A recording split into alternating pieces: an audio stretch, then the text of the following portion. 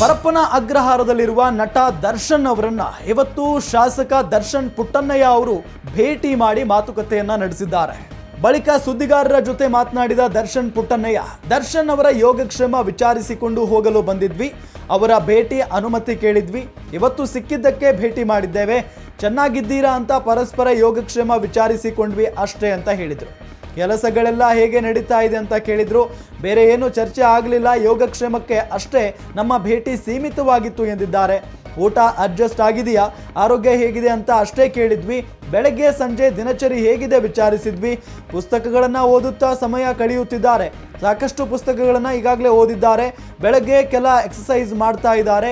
ಬೇಗ ನಿದ್ರೆ ಮಾಡುತ್ತಿದ್ದೇನೆ ಅಂತ ಹೇಳಿದ್ರು. ಜನರಲ್ ಆಗಿ ಮಾತನಾಡಿದ್ವಿ ಅಷ್ಟೇ. ನಾವು ಯಾವಾಗ ಭೇಟಿಯಾದರೂ ಯೋಗಕ್ಷೇಮ ಅಷ್ಟೇ ವಿಚಾರಿಸಿಕೊಳ್ತಾ ಇದ್ವಿ. ಇವತ್ತು ಕೂಡ ಅವರನ್ನ ಭೇಟಿ ಮಾಡಿ ಮಾತನಾಡಿಸಿದೆ ಅಂತ ಹೇಳಿದ್ರು.